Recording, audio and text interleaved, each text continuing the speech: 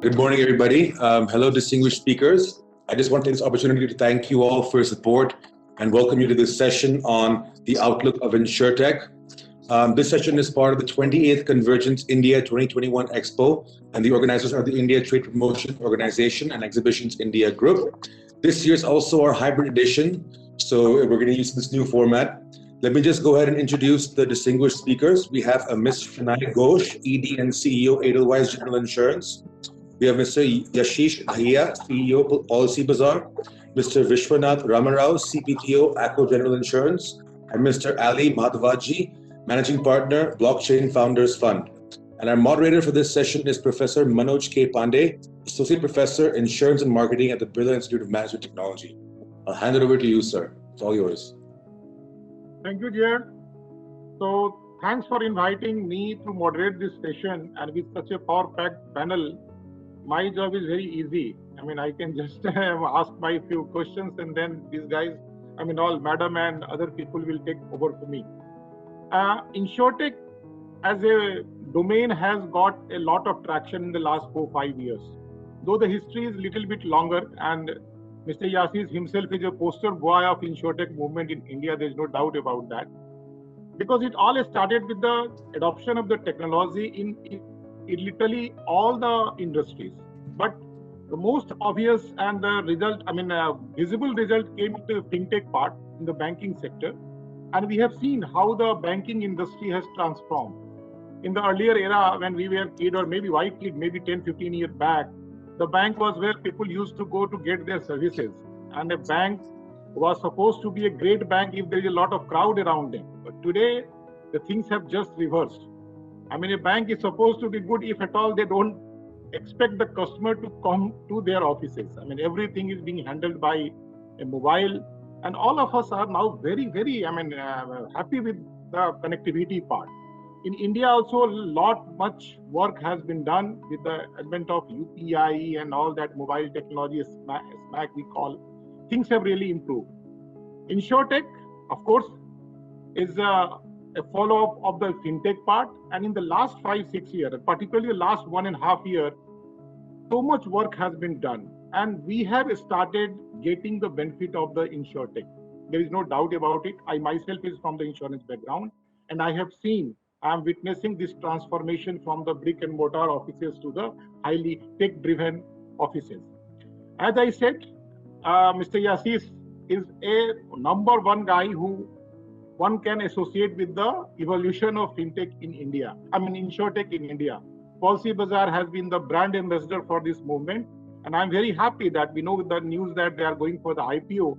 And today only I read that news that they are tying up with Ola and Paytm to go for that, an alternate company for managing the UPI. So Yashish, just to set the tone for the discussion, I would request you to kindly give a brief of the evolution of InsurTech in India, because you have been the captain, you have been the leader.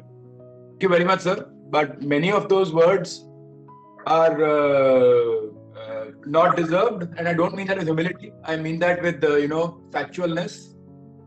See, when we started, many organizations, including ICICI Lombard, etc., were already selling a lot of insurance online.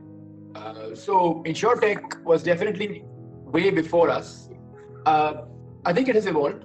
There were, companies have since then. I think if I was broadly looking at it, 2008, 2009, 2010, the most CEO mindset was sales and distribution across the industry. Being able to put up large agency forces, being able to do that. Now, increasingly, the CEO mindset has moved towards consumer. And maybe if I could even say brand, consumer, brand, product, and that is a general, if you were to take all the CEOs of 2010 and kind of just put them on a picture frame, and take all the CEOs of 2021 across the industry and put them on a picture, you'll see that broad change in dynamic that has happened in the industry. And I think that's a recognition of the fact that the consumer is starting to engage or has started to engage with the industry.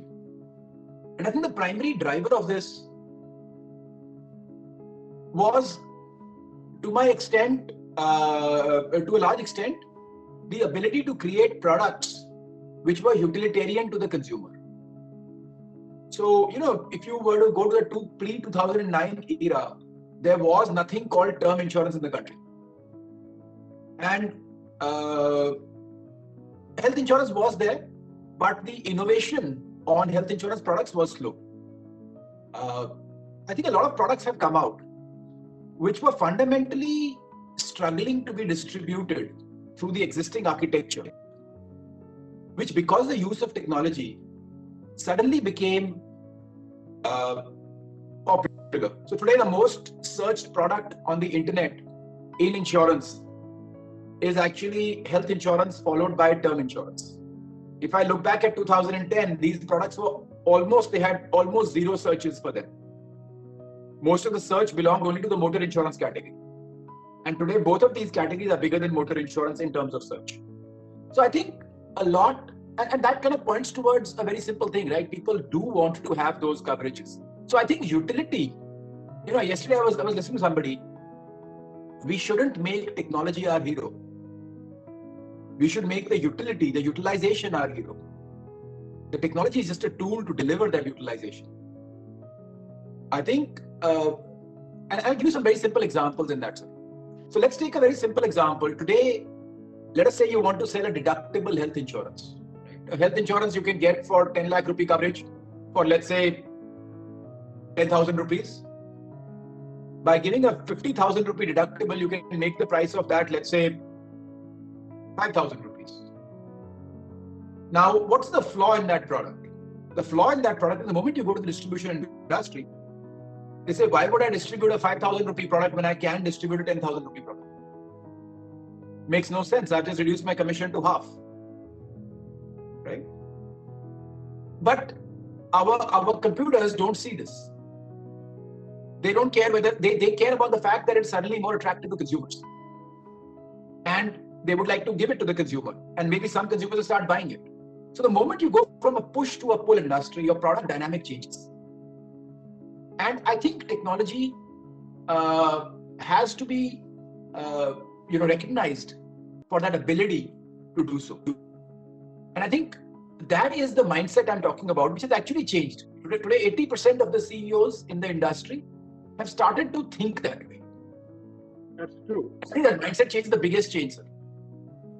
Yeah, I fully agree with you. Unless the consumer is demanding a particular kind of product and ready to go for a particular distribution channel, things would not have moved in that way. But yeah, I appreciate your modesty, because even for me, if at all I think about a successful insurtech venture, that will always be the Policy Bazaar for me. Sanai, would you like to supplement Mr. Yashish on this issue? You are mute, I believe. Yeah. Thank you, Professor. And I agree with Yashish when he says, technology is not the hero for itself, but for the utility it brings to consumers and to insurers.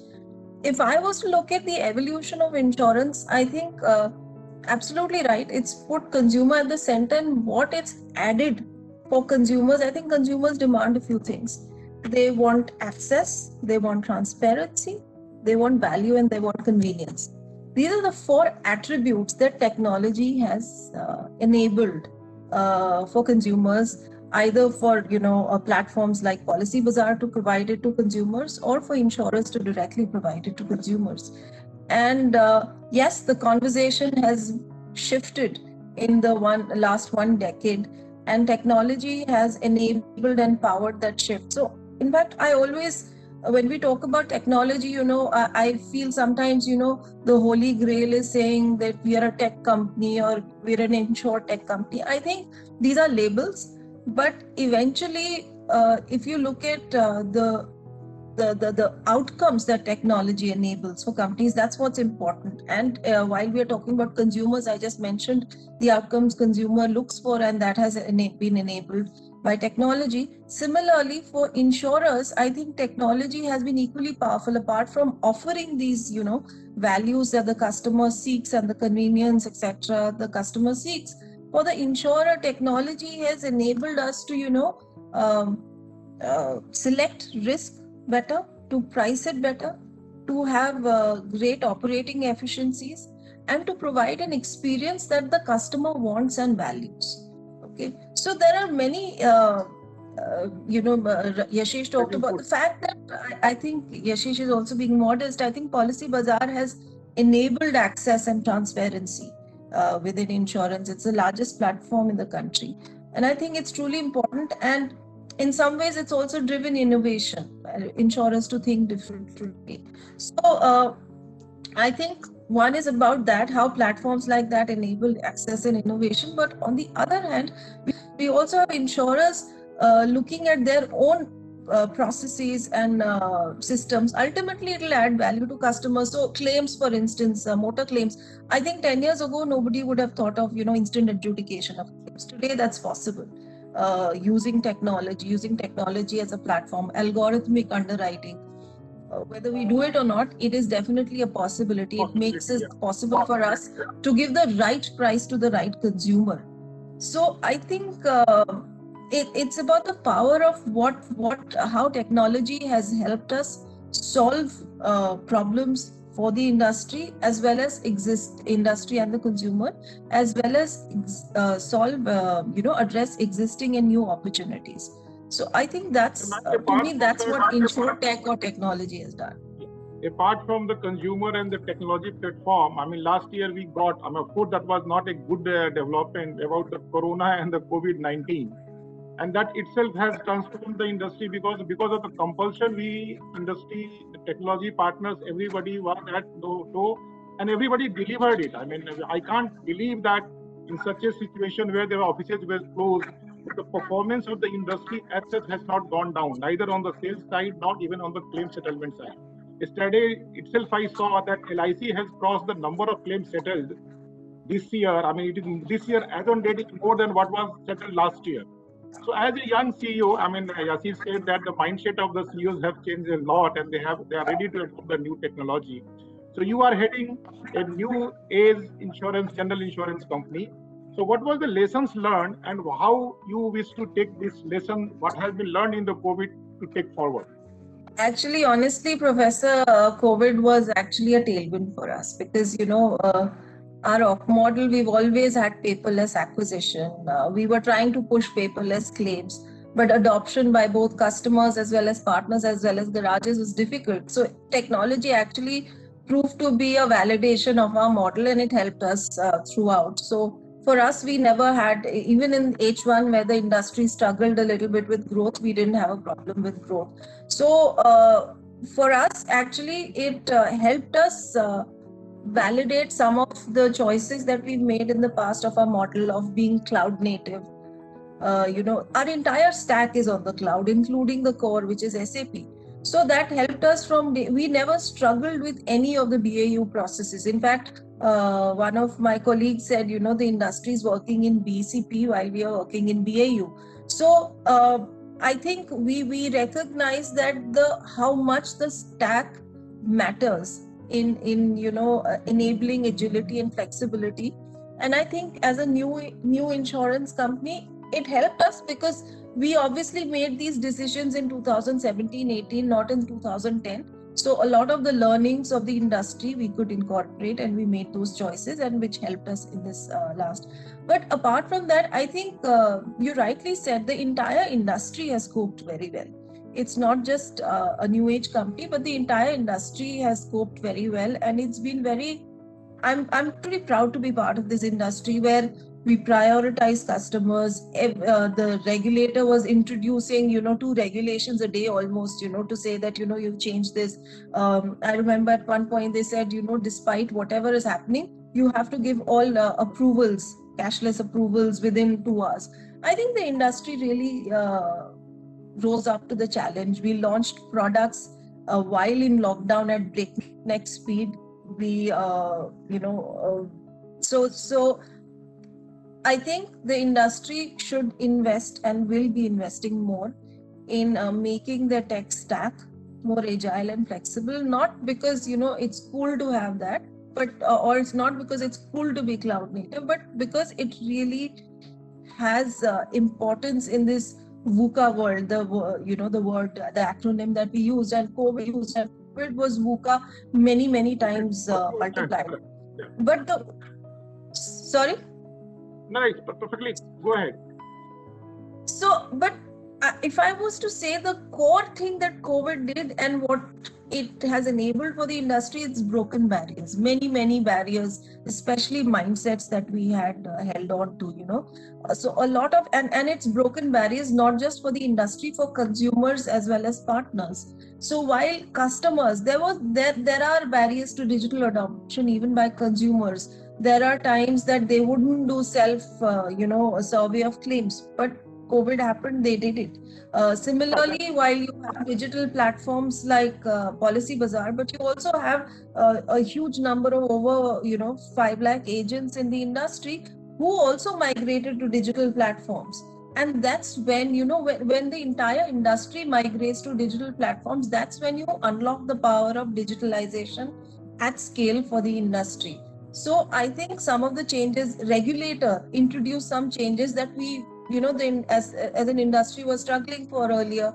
The entire video KYC, eKYC, then this entire concept of buying policies completely digitally without a physical piece of paper being involved, sending digital policies, all these became enabled for the industry. And I think in hindsight, I would say that the industry would probably be better off. There has been a silver lining for the industry for sure, and the orbit of digital acceleration has changed for us. So we are lucky also to have Mr. Vishwanath, which again represented a company which is supposed to be again an insurtech company, born insurtech company. So Vishwanath, what is your experience? Because you are coming from a very core technology background, and I'm sure you must be having so much to add value to our discussion as to how your preparation helped the company and what are the things which you plan to improve further. Thank you. I would actually concur with Shanai there that, end of the day, this is that the technology is for a consumer purpose, right? And so when people are moving to the digital platforms, it obviously gives a company like us a significant advantage in being able to reach out to them and being able to sort of bring them onto our platform. The way we look at technology, or more like what COVID did to us, was there's two types of technology in insurance, right? There's one which the consumer touches and feels, which is sort of the external pieces like video eKYC, video KYC, automated claims, and all of that stuff. And there's the internal stuff which is transformative for enterprise transformations, right? So these are things like, how do you communicate within your own company? Do you require paperwork trails? Where do you leave those trails? How do you capture the right documents? How do you digitize those documents? How do you build a cache of those documents that allows your team to move faster? And so I think one of the things that really, again, another tailwind for us was wherever we were not agile enough in adopting the right tools internally, with remote work, with all of the distribution that happened, and just sort of the ops layer of the industry changing significantly, we've had to really rebuild that operating system of how we work internally. And that's really, I think, one of the other big positive impact areas for us, because really what you show to the consumer or what you present to the consumer is a facet of how you work internally, right? This is a service-oriented industry. There's not something where you just have this isolated piece of technology. People that power the technology really matter, and how they work really matter. And so I think that's been a huge transformation in just seeing our people work a lot more fluidly, just getting comfortable with the communication systems and the interoperating systems that we have created. It's again a positive. I'm sure everybody else is also going through similar transformations, but it's a huge positive for what it means for the consumer, because people now will see a much better service layer, because internally people are a lot more efficient, they're a lot more connected. Vishwanath, one question I would like to ask, maybe Echo specific, because your business model was totally driven by the affiliate channel, no? Third party distribution, no internal, owned agency channel kind of thing. And business was hampered because many of that organization on which you rely for the business were also got hit. Is there anything, change in the business model for the future? Looking at the possibility of such disruption in the future also? No, I think if you can just share. Yeah, no, I don't think there's a change in the business model. I think the thesis for us has always been that The industry will go through a transformation where, like Yashish was saying, this will turn into a pull-oriented industry, right? Safety for your assets, protection for your life, protection for your health, protection for what matters to you is a fundamental need. And when people are able to recognize that need, they will want to engage with insurers in a different way than maybe as a sales channel or just a transactional channel. And so our business model has always been that we want to have a direct relationship with our customers. We want to be able to service those customers in the best way possible. So that's not changed. And so if anything, that has actually, we've built more conviction around it just based on how people have interacted with us. And so that remains very much the core of ACO and what we're, our hypothesis of how we can serve customers better. Thank you. Vishwanath, one thing is there. I mean, I'm not a tech guy. My background is of LIC, so I have worked in the paper that brick mortar kind of organization, and of course, learning with discussion with people like you. Now, whatever I understand, technology has got the immense power, but in the insurance sector, perhaps we're still scratching the surface kind of situation. Words like artificial intelligence, machine learning, it's there. Even Sanai said in the beginning that we have to make a big utilization of all those things. Maybe we have not prepared, maybe shortage of manpower, maybe, that possibilities are always there. So what do you feel? Maybe next 3-4 years, what kind of changes are you expecting on the technology from, and what could be the future of insurance from technology perspective, I'm asking you? Sure. Look, again, I'll dovetail into what Shanai was saying and what Yashish was saying, right? This is going to be the next, if you sort of think about the next decade, this industry will transform itself into very much a core industry, right? Where people engage with insurers, engage with the platforms digitally. And part of that transformation is just not a business model transformation. It is also going to come from a consumer mindset. And so the position today that insurers occupy, or at least maybe if you sort of think about it, maybe 10 years ago, was of a wallet, right? This is where your risk is, and this is where your money is parked. And when you need it, you draw out of that money. What is going to happen in the next 10 years, on top of the backbone of AI, ML technologies, and much more, is a transformation where insurers are going to be digital partners to their users, right? And that means a very different set of expectations from an insurance platform or insurance provider. It's no longer just pay me when I have a problem. It is, how do I protect me? How do I protect myself? How does the insurer really play a part in my life in bringing that preservation and that prosperity to me, right? And so that is going to happen over the next 10 years. And so AI and ML, all of these things that we talk about are going to emerge out of being just internal industrial corporate transformation tools, right? Where maybe you have a claims process that is transforming itself to be more customer friendly, to them becoming really customer facing tools, right? So how do I, for example, build a customized product? How do I, for example, use IoT and be able to prevent you from building bad driving habits if you're in a car? Or how do I, in the health case, lead to better outcomes by understanding your healthfulness behaviors upfront, right? And so that relationship with the consumer is going to transform itself from where it is today. And a lot of the technologies that we're building today are for that transformation. They are for how do we now engage with users as digital partners of their lives, rather than just as the wallet that sort of pays out for when something bad happens, right? And so that position change is going to be critical in how technology transforms itself over the next few years. And I personally believe that customers are very smart. We as a customer are very open to adopt the new technology and enjoy the benefit out of it. Ali, you have, because of your profile, you must be interacting with the insurtech companies, insurance company across the geography. So what has been your experience so far? Would you like to supplement Mr. Vishwanath in this aspect? Yeah, absolutely. I think that, when we look at the insurance sector, and we've got portfolio companies, in this space, in several different countries, you can see AI, machine learning come into play in certain aspects. You could look at, for example, claims fraud, right? And bringing a bit more of an international global perspective.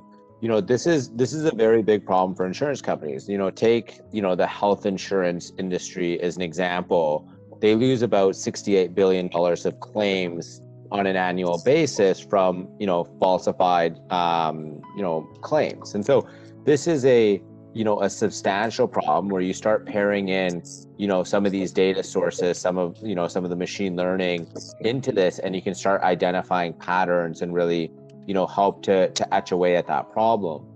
On a separate note, you look at other emerging technologies, such as, blockchain as an example. And, there are tremendous benefits to this, right? In terms of reducing paperwork and document deliveries. And a really good example is Ant Financial is actually using this for their Xianghu Bao platform for insurance claims.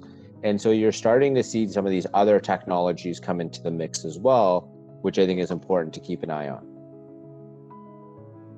Do you see there is a change in the business model itself in the coming year in a big way? I'm asking from the perspective of India because we have certain big insurance company having a legacy system and they are the big player. Whereas we have a very agile and very new tech-driven company like Edelweiss and even Echo. So do you see the conversion or what? I mean, in the coming year, new business model evolving, maybe big company having a separate a subsidiary kind of thing to take care of that emerging market, emerging customer base? I do see, an evolution of business model. I don't know if, say, that'll fully play out in a year. Generally, it takes a little longer than that, right? But you look at what insurance companies are doing around the world, and I think there's going to be very similar sort of patterns happening, within India. So, for example, targeting more specifically certain communities with more targeted products. Now, that's something that's continued to evolve sort of over many years, but that's going to continue to, intensify, right? You could look at even the creation of, micro policies for all sorts of things on demand, right? And this is a very big trend sort of happening in, North America, for example. It's going to continue in those regions, but also, going to continue in India. So, for example, can you actually get, insurance for the day or insurance for the week by just, toggling a button on your smartphone? And these are things that are starting to be products that insurance companies, when they leverage these technologies, can offer. And that won't be all of the insurance companies, right? Many of these players are slower moving, right? But there are many innovative players. I think some of them have been mentioned, as part of this panel. And those are the types of players looking to bring these sorts of innovations when their customers are looking for these types of products. And you see, Yassis has got this opportunity of interacting with all the CEOs almost, I believe. Yassis, would you like to add how to make these old big giants much more agile and what kind of innovations they are doing at their own companies to compete with the new age insurance companies like Echo and Edelweiss Tokyo and many more? I mean, so sir, I think the consumer has woken up. I honestly mean that. And once a consumer wakes up, see, what was the problem? If you really think about it, what was the problem with the insurance industry? The consumer was asleep. The consumer was not awake. The consumer was not engaging with the industry. So everything that had to be done only from a sales and marketing perspective to kind of, or whatever, to push perspective to get the consumer somehow through the door. And once the consumer bought the policy, again did not engage with the company, with the industry. I think that's changed. The consumer and all the things that, Vishwanathan and Ali as well as Shanai mentioned, all of them, the technology part really starts to play a role once the consumer engages. Because if the consumer is not engaging, there's nothing to do, right? We're just building everything for ourselves. It's only when the consumer wakes up and starts engaging that all these pieces start to fall into place. All the ability to onboard a customer using video inspections, the ability to pay claims in an auto-adjudicated manner, the ability to onboard customers with video medicals, the ability again to cancel policies, endorse policies, financial endorsements, non-financial endorsements, all of that stuff from a tech perspective becomes available when a consumer is engaging. Because if a consumer is not engaging, then he's waiting. I essentially call up my secretary and I say, like, the agent was like the consumer secretary, right? Get this done for me, get that done for me. It's only when I come on the platform that I need all those services, right? And Ali spoke about the claims aspect and about being able to use data for auto adjudication. Now, that only becomes important when you have an engaged customer base coming in, interacting with you. If the consumer never interacts with you, there's nothing you can really do about it, right? We are the original data industry. There is no industry more data rich and data impacted than the insurance industry. We collect 100 rupees and pay a claim of 100,000 rupees. So the claims to purchase ratio or payment premium ratio can be in an adverse case up to 1:1,000, can be even 1 is, so I think this is the industry where you need to leverage data to the hilt even more than technology, I would say. And I think it's starting to happen. I see it across the companies. So of course, Shanai's company, Acko, of course. But, I see a lot of it at ICICI, HDFC, Tata, Bajaj, LIC. You would be surprised, but actually some of the largest players in the digital play in India are actually the PSUs. So one of the highest, see, the public sector undertakings had a branch network, because of which they were not able to leverage many of these technologies. But today, at a central level, they are the ones who are auto-adjudicating insurance claims up to 100,000 rupees. So I think a lot is changing because the technology is always available. I commented the day before that somebody asked me, what's your dream job? I said, my dream job is to become CEO of LIC Online. I'll transform the entire industry. Because what a solid brand, right? It can transform anything. But the point is, the consumer trust is there, the solidity is there. Why do sometimes those actions not happen? Because there's a large organization trying to do one thing and you want to do another thing. And I think that is where creating subsidiaries, etc., would really help for all those organizations. Because the consumer also needs that, right? He needs not just the engagement, he needs that brand, he needs that trust. So I think it's an interesting industry, it's an intricate industry. There's no doubt about it. And it is stood on the time also. In the crisis of COVID, perhaps healthcare industry and insurance industry were the forefront. And we are really proud of that. Coming back to not just, I'll just give you some examples. Shanai mentioned how COVID's been transformational. I have been trying for the last 3 years to move our employees out of our offices to work from home. And there was a project going on, massive project, senior people involved. Oh, we have now increased it to 100 people. Now we've increased it to 150 people. No control issues. We can only put people who got our experience. New onboarded people cannot get there. 19th of March, 100% of the organization went away. Everything sorted. Everything worked. Right? How did that happen? So I think many a times we internally don't push certain things. We do not know our potential. Ramayan में है ना कि हनुमान जी को अपनी ताकत खुद नहीं मालूम थी. So that realization has come to the industry. Yes, is taking forward. See, for any sector, be it insurtech or fintech, some sort of enabling regulation is always required. Unfortunately, this is my perception. Insurtech is neither an insurance company nor a pure tech because they are always in between somewhere. In the fintech space, RBI has started bringing some regulatory mechanism to promote and also the control part, because there are always a possibility of misuse of the data and so many complaints have started coming. Had there not been a web aggregator regulation, perhaps Policybazaar would not have got that much of traction. Same thing is that with the enabling provision of internet provision and also the POSP, many of the broking companies have started coming and competing with Policybazaar kind of role. So what do you feel? I mean, what is the stage of, do you feel that there has to be some regulatory mechanism even for the insurtech companies to make them much more responsible and also to get integrated by the insurance sector officially? I mean, in that way. So, sir, a few things I will mention. Throughout this pandemic, interactions that we have had with the regulator have been at least 3x of what they were earlier, right? I think the regulator has been very active. A lot of,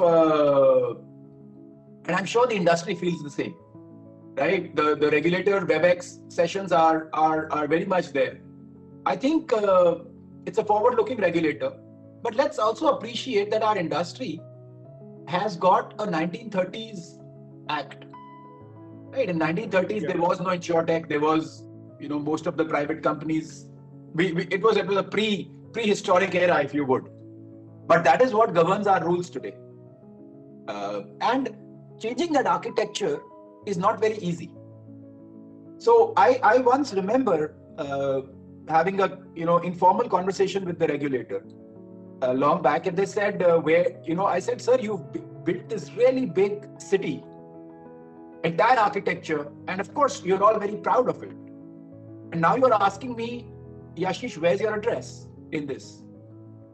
And I'm saying, sir, I don't have an address in the city because I come to change your city. Right? And because there's something wrong with the architecture of the city. That fundamental architecture is a push-based architecture. You will have an agent who will go and meet somebody. Insurance is the subject matter of the solicitation. And that fundamental architecture needs a change the moment you say, the industry never thought, or it was never envisaged, that consumers will come and buy on their own without the need for the solicitation. Right? Today, when ACO or Edelweiss or HDFC go and tie up with Ola cabs and people buy a 1 rupee insurance, what solicitation are you going to have there? Right? So, and tens of millions of policies in a month, right? So I think the architecture is changing. And what that requires is a fundamental shift in thought process. See, we have a lot of rules. Today, for example, I cannot get traffic from an Amazon. I'm just giving as an example, and not that I'm kind of saying I want that traffic. I cannot sell anything but insurance on my platform. By the way, neither can ACO nor can Shanai's business, Edelweiss, right? We can only do insurance. But somebody who does not do insurance can come and do insurance, right? So there are a lot of rules by which we are still holding ourselves. I think a great country would be one which overhauls its rules every 5 to 10 years. I'll give you a very simple example, sir. I'm from my parents were in the army. I think Shanai's parents are also from the defense. And we used to get these warrants to travel every 2 years. The warrant was to, take your family on a paid holiday, right? And the basis our parents' ranks, you could get first class or second class AC, or you could even fly. I remember very well, me and my family, we used to travel from Delhi to Nagpur by first class, and from Nagpur to Chennai, we had gone to Chennai. We used to travel by second class because we could only afford second class, right? But our warrant used to end in Nagpur, and that's why I remember it very clearly. And I used to wonder why. Our warrant used to end at 1,444 kilometers. That's the warrant that the Indian Army used to have. And I was always wondering why 1,440 kilometers, because it bothered me, right? That is the shore to shore distance of the UK. So it was for a British Army that this rule existed, that whenever you take your family on a paid vacation, it can be 1,440 kilometers, because that was the maximum you could travel within the UK, which was continuing in India 60 years after independence. So I think sometimes we need to just look at our rules and say, do they make sense anymore? And okay, you are talking about the changes in the insurance industry per se. I mean, do you feel there should be an enabling framework for the, of course, recently we got the sandbox approach, and I will ask Shanai also, because I believe Edelweiss Tokyo was one of the applicants to use the sandbox approach. So how has been the experience, Shanai? And how do you rate this enabling framework by the name sandbox? It's a difficult job to regulate the industry. It is complex because fundamentally the regulator's job is to protect the consumer. So balancing consumer interest and innovation is a delicate thing that they have to do. They have come out with a regulatory sandbox, and our experience was, for us, it's a platform to pilot new structures and new ideas, which we couldn't have done otherwise. So it's always a good thing. So our experience has been very good. We've made a few recommendations to the regulator, because things like the entire concept of doing it within 6 months, because if you want to have a truly end-to-end digital solution, you need to give some time to develop it. We don't know whether we are going to be able to do it or not until the regulator approves, and from then the 6 months starts.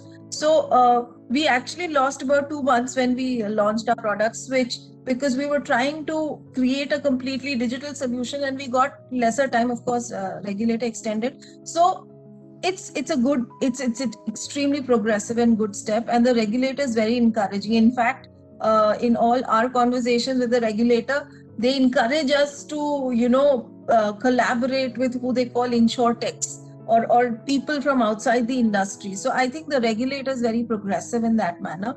But I think I'm not looking at regulatory enabling only as a means of saying, okay, how can we allow insurtechs or people who are not from the industry to participate with the industry. I think fundamentally there is far more impact and benefit to customers if we have some enabling regulations for the industry itself, like Yashish was talking about. Yashish, thank you for that trivia. I never knew that in so many years of being in the army child. For me personally, if I look at our product Switch, there are few demands, there are few consumer trends across the world that are important.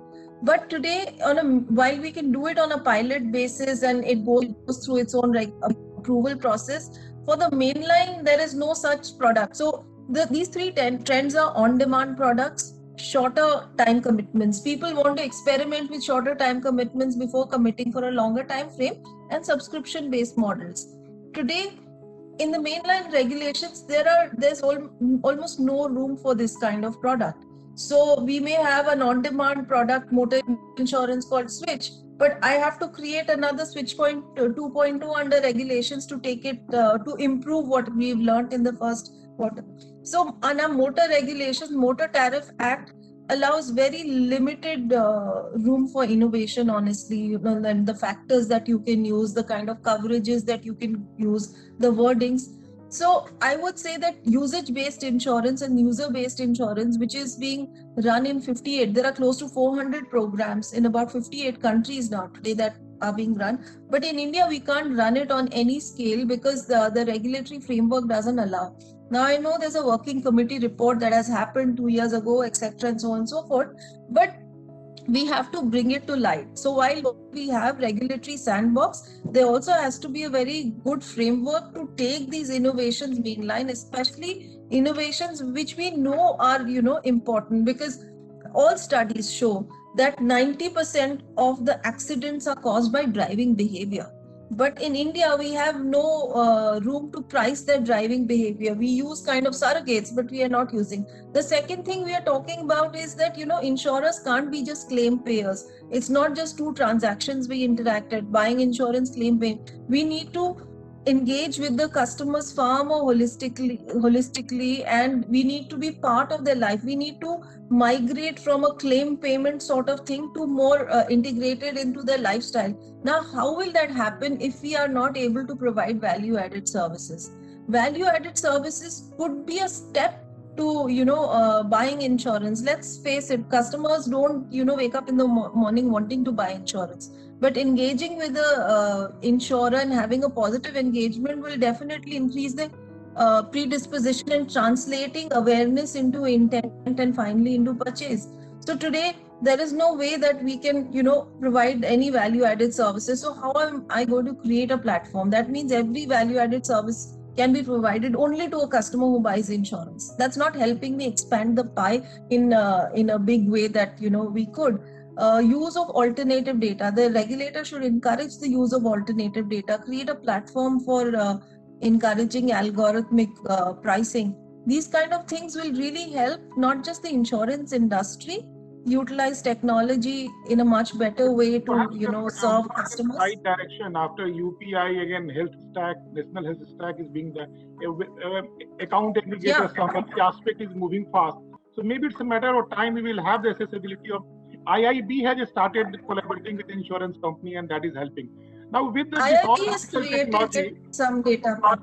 Sorry, with all this digital technology, the real threat is coming from the cyber security and the fraud element. So I would like to invite Vishwanath, what kind of challenge you as a technology guy is facing on this particular front? and what could be the way out? Because in the recent past, the cyber crime has, gone up considerably.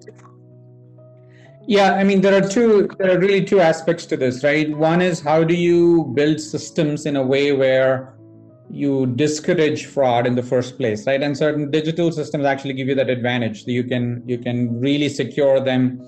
You can do a much better job of controlling, putting in the right controls and management checkpoints to be able to sort of audit it and understand what is your system doing, right? And that's sort of one big aspect for digital insurers in general, and for us specifically. We just need to build these systems with a high degree of security and controls in place, right?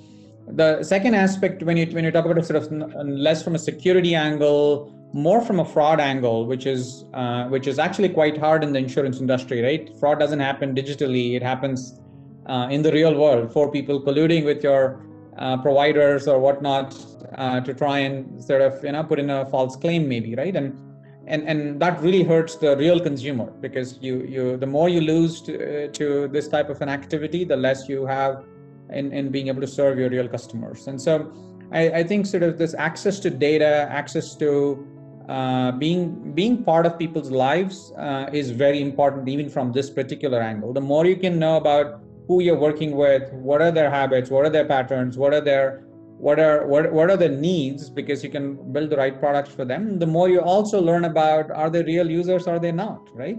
And so I think end of the day, building this digitally absolutely helps, and ensuring that you have the right technology to be able to see patterns, to be able to recognize behaviors and shifts in behaviors, and identify, what is this about? Is this about a real need change? Something bad happened to my customer. How can I be part of that? Or is it really something that is completely fraudulent and could alert you to maybe some sort of a situation that you need to intervene into? So I think building it digitally and building it with the right controls, as well as becoming part and parcel of your consumers' lives, I think those are the key elements as we think about it in preventing fraud. Yeah, insurance sector, we deal with many stakeholders, and the connectivity with each other is very important. And blockchain is something which is being shown as the ultimate solution. For a person like me at least. And luckily we have Ali, who is dealing in this particular field itself. So Ali, how can you ensure me that using the blockchain technology will solve the problem of insurance industry in days to come, from data theft, from other fraudulent activities, I think it's a good question, right? And I think that you could look at how blockchain can be used to, say, secure data in sort of a more decentralized manner. Say, looking at how do you break up files and then encrypt them and store them in different places. So even if something were to get hacked, it's essentially only pieces of files, as an example. That is something that can have a very big impact on cybersecurity and solving some of the challenges around this. Of course, it's very, very early with some of these things, right, around blockchain being used in this manner from a cybersecurity perspective. But it is a very big problem to solve, right? I think even today, CNA Financial, which is the sixth largest commercial insurer in the United States, suffered a breach, and ironically, they offer cybersecurity related insurance. So, this is a problem that's happening to major companies all over the world. And block can help solve, to an extent, some of the challenges around data, security and safety. But it's not the only solution, and companies need to, and their boards of directors need to be making this a priority. And how are they making sure to deal with these situations? And then if it does happen, how are they going to communicate it effectively and having these plans in place? Because you've seen plenty of examples where there's been, botched, communication plans when this does happen, and a lack of transparency to their customers about what's going on. Thank you. Now we are almost at the end of the session, because 10 minutes are supposed to be given to the question and answer, if at all it is there. So just concluding, I would like to know from all of you, what is your vision for the industry, insurance industry, 5 years hence? So maybe Ali, we can start with Ali. Sure, I'm happy to. I mean, I won't cover all of it, but I mean, looking at, you know, where this is going, I think many of the smaller players are going to gain substantial market share, and that's empowered through technology, right? And so this is things like more on-demand products, more personalized products, better internal process around processing claims, et cetera. And they're going to have, you know, an inherent, you know, benefit, structural benefit by just having, you know, usage of these technologies, less sort of red tape internally and agility versus some of these older incumbent players. I think one of the things that Yashish mentioned is around also improving regulation, and you know, we can look to governments to hopefully, you know, make some improvements on these areas as well over the next 5 years. Vishwanath, your vision for industry after 5 years? Look, I think what you use. Yeah, look, we've talked about this throughout this conversation. From this industry being a push-oriented industry with a reputation for maybe just selling products, I think the products that we build, the industry as a whole, the partnerships in just how we all work together as different insurers and intermediaries of this customer need, transforming the life of the customer from and becoming partners in their protection needs, and becoming really an industry where people think about who am I choosing, why am I doing it, and you know, what does that mean for me? That sort of cohabitation with the customer, I think that is the view that we've always started with. That was the thesis of why ACCO was born, and we strongly believe that that is where the industry is headed. You know, I think there's a role to play in expansion of the pie, right? If you look at it worldwide, India has some of the lowest adoption rates for insurance, and protection is not something that should be so low in a growing industry like ours, in a growing country like ours. And so just being able to sort of less about transactional competition and becoming more of an industry that collaborates to expand the pie and you know, getting into the lives of our customers, I think that's a vision that we strongly believe in and we continue to believe in. I like this word cohabitation. That is a great word you have used. Mr. Nai, what's your vision, wish list rather, next 5 years? So, Professor, when we started our company, we did a lot of primary research, and the words that were usually associated with insurance: paper-based, follow-up, intensive, non-transparent, opaque. So my vision would be, my aspiration would be to transform these adjectives and the lexicon associated with the insurance industry.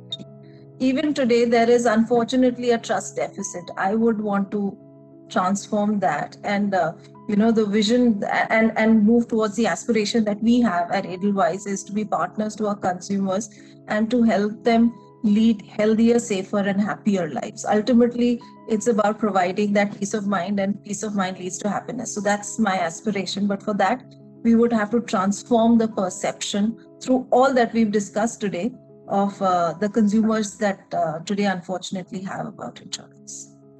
Thank you. Mr. Yashish? So I think I'll take the liberty of giving two visions. One is a 5-year vision, one is a 10-year vision, and I'll share both in my. They're crystal clear actually. I think in 5 years' time, about 3/4 of all claims in the industry, big companies, small companies, would be auto adjudicated, and that would give the consumers sufficient trust to deal with this industry, with absolutely open eyes. I think if you look at a 10-year view, and the reason I say 10 years, because in India things sometimes can slow down, can sometimes speed up. There are about 6 crore families in this country who earn more than about 5 lakh rupees a year. And these people are the ones who have the ability to go out and actually insure themselves, because the rest of it is largely under social care, government care. Right below that, you really start falling in that category. Now, I think the 6 crores is going to go to 150 crores. 15 crores in the next 10 years, and that's just going to happen because of the way the economy moves, etc. And a lot of these people are going to be young people who would have entered this category for the first time, etc., etc. And I think at least half of them will interact with insurance digitally only. Whether it's through their bank, whether it's through another partner, whether it's through anybody else, roughly about 15% of them, 20% of them already interact with insurance digitally only, by the way, even today. But that 15-20 is going to move to roughly about 50%. And so there is a 10x that's going to happen as a minimum for the insurance industry. Just from these two factors. So I think there's a lot of growth ahead. And I think as Viswanathan said, I think we need to just think about growing the pie. There's enough for everyone. But I think the auto adjudication is the first step, because without that, what Shanai said is so true. The consumer will not have trust in us. That's true.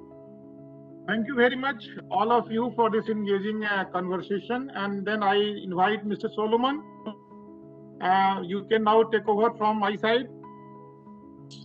Thank you very much. Thank you guys so much for coming. This was a pleasure. And we had a great time. So thanks again for being the moderator as well, Mr. Professor. And hopefully to see you guys again soon. Okay. Thank you. Thank Thank you all. you.